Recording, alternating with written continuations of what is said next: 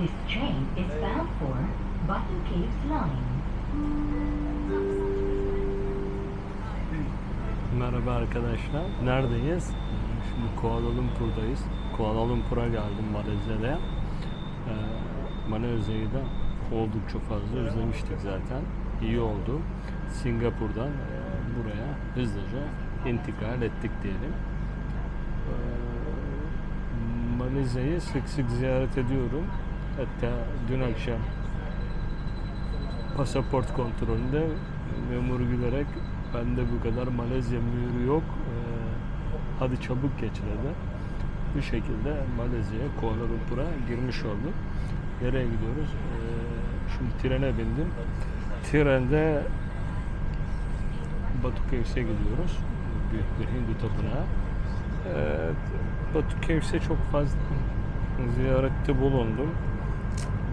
Benim bir tren kartım vardı, onu arıyorum size göstermek için ama bakayım buralarda mıydı? Olursa evet, geçen sene iptal olmuş. Onun yerine bir ticket alıp yola çıktık. Batu Caves çok keyifli bir tapınaktır. Tren de bu şekilde. Camların bazıları bu şekilde kırık.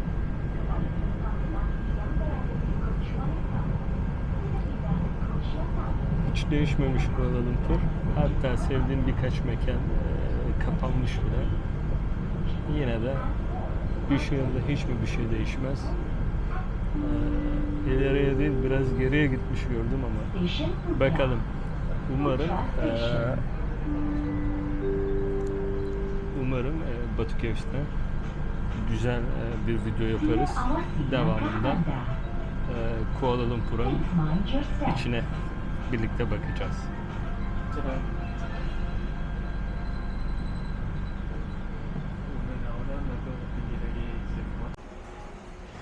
Batu Caves'e geldik. Çok dikkatli olmamız gereken bir yerdeyiz. Bunun nedeni maymunlar. Bu tapınakta maymunlar çok fazlalar. Görüyorsunuz. Şu an yağmur var. Yağmur nedeniyle hızlı bir gezi yapacağız. Geldiğimiz trenle geri dönmeye çalışacağız. Maymunları görüyorsunuz. Göz teması kurmamaya çalışacaksınız. Gelirseniz, kurarsanız geçmiş olsun. Kendi aralarında da kavgacıdırlar. Elinizde bir şey görürlerse geçmiş olsun. Çok hızlı hareket ettikleri için sizin çok müdahale şansınız yok. Saldırgan tavırları olabiliyor bunların.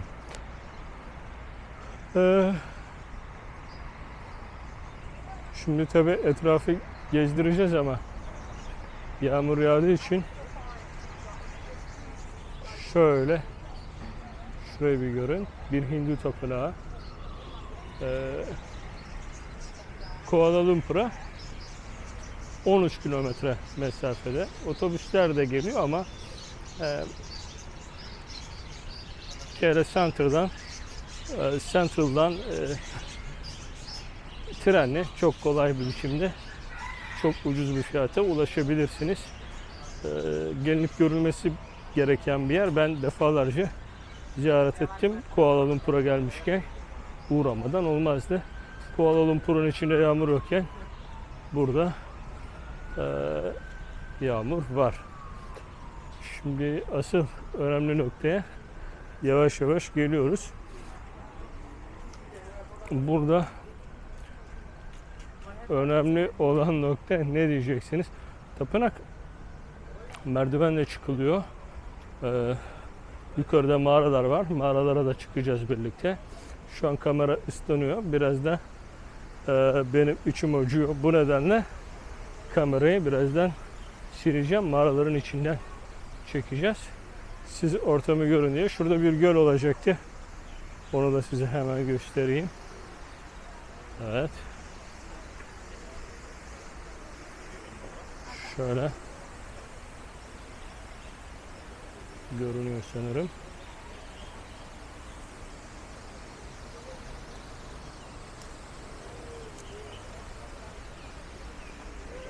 Herkes yağmurlukları giymiş. Heh, kuş da geldi. Bakın ne şanslıyız. Bak geldi bize, ya bulur abi, bizi bulur. Bizi bulur. Çok şanslı insanımdır. Çok şanslı insanımdır. Yağmurlar, kuşlar, muşlar böyle hep gelir beni bulur. Evet, tabii Hindistan'da Hindi tapınaklarını çok gezmiş biri olarak, buraya da defalarca gelmiş biri olarak, bakın maymunlar felaket. Evet, önemli olan kısmına geldik arkadaşlar. Burayı işte bu böyle önemli yapıyor. 42 metre boyunda devasa ve Murugan heykeli mevcut. Maymunla da böyle aramızda bir gerilim hemen oldu. Kameraya falan saldırmasa bari diye. Şöyle bir durdum. Bu merdivenleri birazdan yukarı doğru çıkacağız. Bu renkli merdivenleri görüyorsunuz. Buraları birazdan çıkacağız. Çıkarken telefonla çekeyim. Şöyle kendimi de alayım. Durumumuz şu an burada böyle. Merdivenlerin ortasındayım. Tabii inenler kolay iniyorlar. Gerçi çok yüksek değil. Çok yorucu olmuyor. Renkli merdivenler. Oldukça keyifli.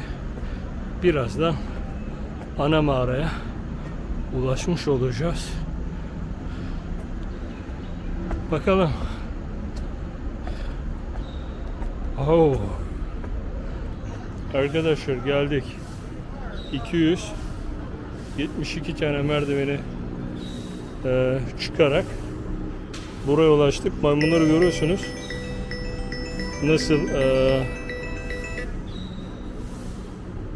Nasıl oradan oraya zıplıyorlar.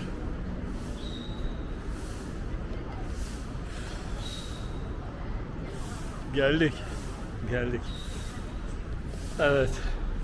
Şöyle ana mağaranın içine doğru gidelim. Dediğim gibi 272 tane merdiven çıktık.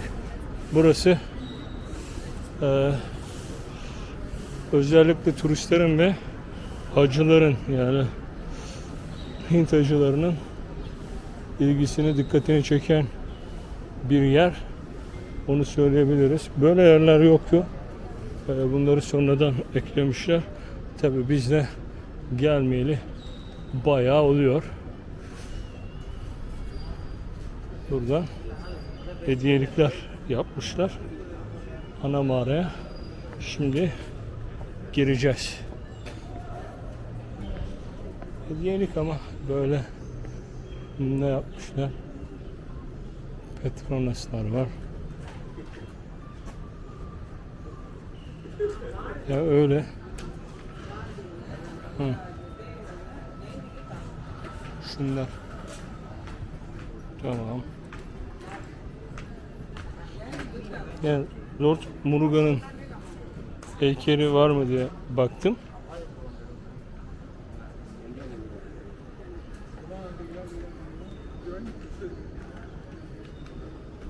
Evet.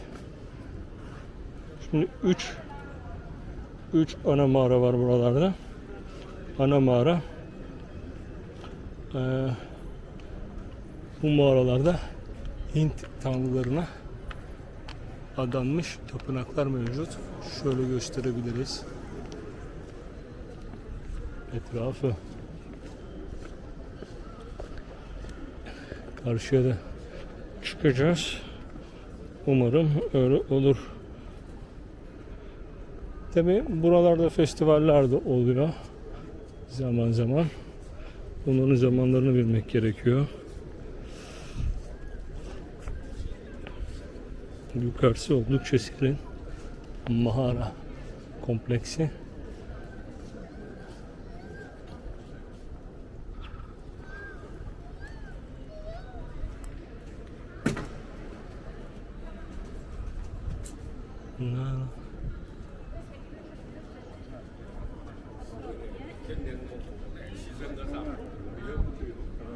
Evet.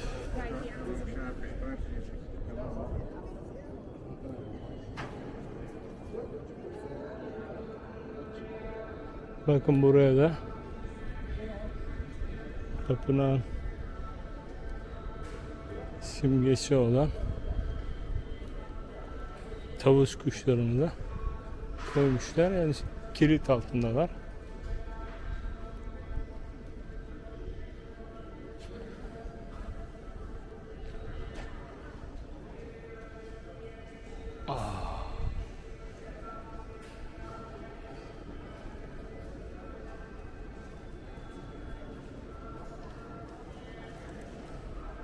Sanırım ortamı yeterince gördünüz. Son bir havle kuvvet. Yukarı dilerseniz çıkalım. Hadi bakalım. 2019 yılbaşıydı galiba. 2018, 2019 yılbaşıydı. Buraya gelmiştik yılbaşı için.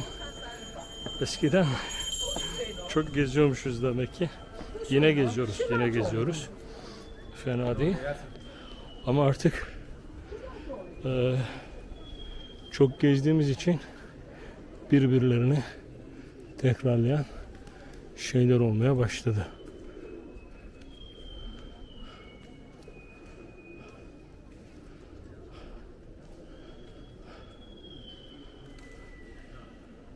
Evet.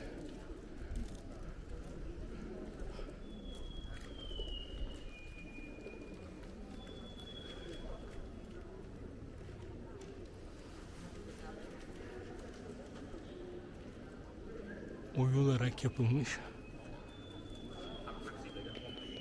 tapınak.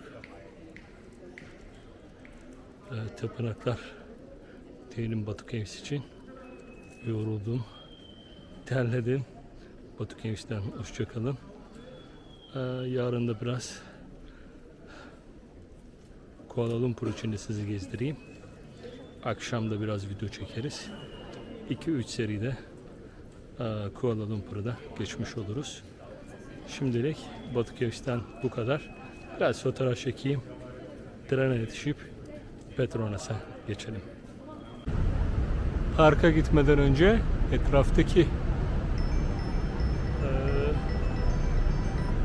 etraftaki gökdelenleri de görün istiyorum. Buralar hep böyleydi. Gökdelenler finans merkezi olarak buralarda çok fazlalar. Karşıya bir Decathlon açılmış. Eskiden yoktu. Bir Decathlon'a gitmek için trenle Decathlon mağazasına gidiyordum. Kuala Lumpur'da kaldığım yıllarda. Şimdi tabi buraya da açılmış. Tabi içeride envai çeşit lüks markalar falan var ama AVM konseptini ben sevmiyorum. Oralara bulaşmayalım. Şöyle geçerken görebilirsiniz. Ben birazdan parktan sonra bir gezi yapacağım. Oradan sonra da yemek caddesine bir bakarız birlikte. Jalonador. Orada da çok güzel sokak yemekleri oluyor. Onlara bir bakarız. Onun ardından belki Chinatown'a gireriz. Durumlar böyle gelişir gider diye düşünüyorum. Mikrofonu şarja takmayı unutmuşuz. Ses biraz kötü gelebilir. Zaten az zorlasak Kuala Lumpur'un tamamını sanırım bir günde size gezdirirmişim. Batu Caves'ten Petronas Terminus'a geldik. Aslında işte burada geriye kalan ne kaldı? National Mosque var. Birkaç güzel yer daha var. Ve Kuala Lumpur böylece aslında bitmiş oluyor. Petronas kulelerinin hemen önündeyim. Şimdi Petronas kuleleri Malezya için çok önemli. Başkentin simgesi haline gelmiş durumda. Kuala Lumpur'un merkezinde, kalbinde bulunuyor. Oldukça yüksek ve dünyanın en yüksek ikiz gökdelenlerinden biri olarak yıllarca durdu. Sanırım yenisi yapıldı ama hala en yükseklerinden biri diyebiliriz. 96 yılında tamamlanıyor. İşte arkasında da bir park bulunuyor. Dilerseniz parka hemen geçelim. Biraz ben de size buradaki günlerimden, maceralarımdan anlatayım. Düşüyorduk da. Sanırım 2018-2019 yılıydı. Yılbaşını burada kutlayalım dedik ve buraya geldik. Acayip meşaleler. O sene vuvuzellalar falan çok meşhurdu. Vuvuzellalar eşliğinde bir değişik yılbaşı geçirmiştik burada. Bu meydan ana baba günüydü. Nefes almaya yer yoktu. Öyle bir durumdu. Kuala Lumpur'da uzun bir süre durdum. 2018'li yıllarda olacak. Bayağı bir durduğum şehirdir. Kuala Lumpur oldukça severim. Karşıdaki kompleksi görüyorsunuz, alışveriş merkezidir. İçi devasa bir alışveriş merkezi. Ben şimdi arkaya dolanıyorum. Arkada park var dediğim gibi. Bu parkta işte çocuklar için oyun bahçeleri, yürüyüş alanları, çeşmeler, havuz gibi şeyler var. Yenileme oldu mu bilmiyorum. Arkaya dolanınca birazdan bakacağız. Parkta görüşürüz. Arada mikrofonumuzu şarja taktık. Hemen Petronas Terminus'un arkasındaki parka geldik. Parkı da size şöyle göstereceğim. Hatta içinde şöyle 4-5 dakika, belki daha uzun bir süre yürüyüş yapabiliriz. Çok güzel bir parktır. Gece burada alanda ışıklı, müzikli gösteriler olur.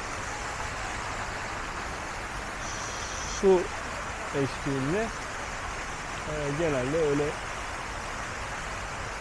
gösteriler oluyor. Tabii ben bu akşam biraz alışveriş merkezinde gezeyim. Karanlıkta tekrar bir bakarız. Oradan da Jalan Adoruk bölgesine geçip yemek kısmına bakacağız. Bu havuzun dışında çocuklar için arkada eğlenme havuzları falan da var. Böyle. Yani onların içine girebileceği gibi. Bu şu an böyle. İçine girilebilecek durumda değil. İnsanlar buraya geliyorlar, yürüyüş yapıyorlar, geziyorlar, eğleniyorlar. Tabii çok da turist çeken bir bölge Kuala Lumpur'un içinde. Bunun dışında çok fazla gezilecek yeri var Kuala Lumpur'un. Tabii aslında 2-3 gün ayırırsanız yeterli olur. Dediğim gibi ben sabah çıkarsam birçok yerini bir günde size gösterme şansım olur. Ama yolda çok yorgunluk oluyor benim için. Kaç ülke geçtik, ne oldu hiç yine belli değil. Eskiden daha çok geziyordum arkadaşlar. Eski günlerde Filipinler'den bir uçağa binmiştim. Eski zamanlarda. Tayland'a geçmiştim. Tayland'dan buraya gelmiştim. Buradan da Singapur'a geçmiştim. Oradan çok sıcak, yani hep Filipin bölgesi, Singapur bölgesi, yıllar böyle 2-3 yıl sürekli yaz gördüğüm için kışı özlediğimden Kore'de kar var diye haberlerde okudum. İlk uçakla Kore'ye indim. Oradan Japonya'ya geçtim. Filipinler falan böyle hızlı bir gezi yapmıştım. Şimdi de tabii uzun, hızlı yolculuklar yapıyorum. Evet, benim geceleri değil de Kuala Lumpur'u görelim. Park hakikaten çok güzel. Sevdiğim yerler arasında bu park. Bakın şimdi orada bir balina silüeti. Dediğim gibi çocuklar için de eğlenme alanı bu şekilde. Burada da çocuklar suya girip eğlenebiliyorlar.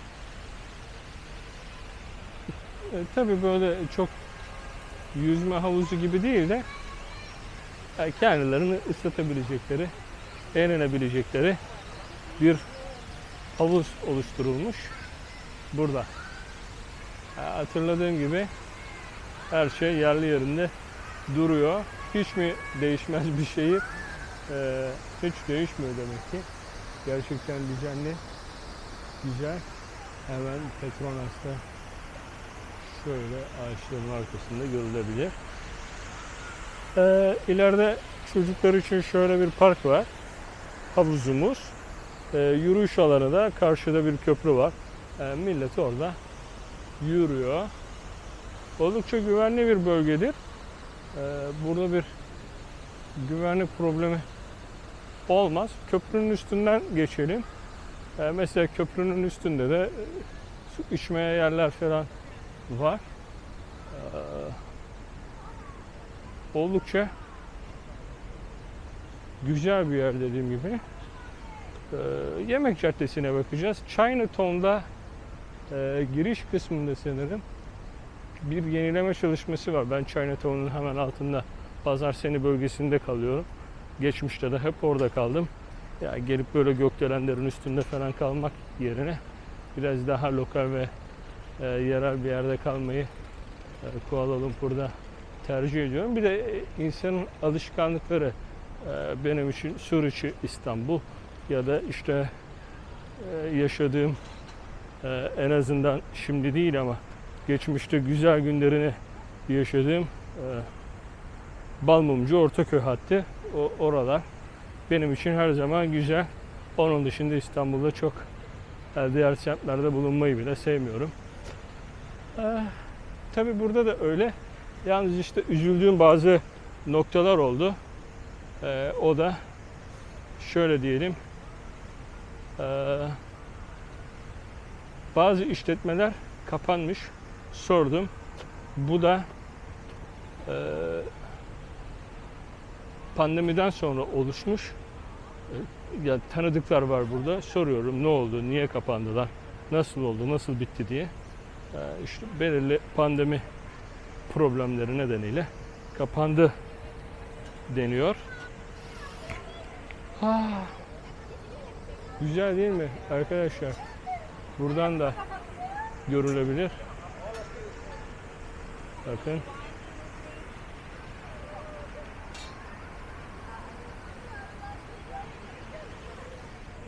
Tabii park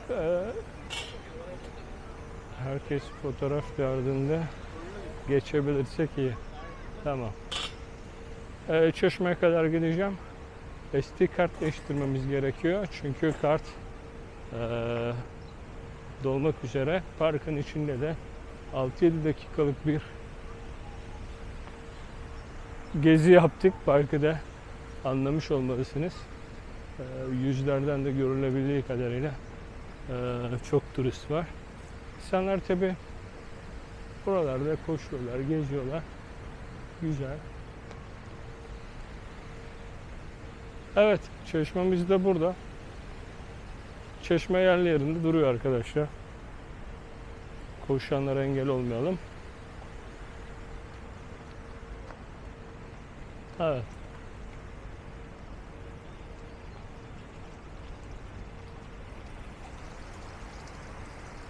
Petronas'tan bu kadar diyelim. Parkı görmüş oldunuz. Parkın içini de görmüş oldunuz. Petronas'ı da dışarıdan da olsa görmüş oldunuz. İçi klasik lüks mağazaların olduğu bir AVM nihayetinde. Kartı değiştirip Yemek Sokağı'na gideceğiz. Chinatown açıksa Chinatown'un içinde kısa bir video yapabiliriz. Belki yarına da bir şeyler bırakırız. İlk gün böyle geçmekte.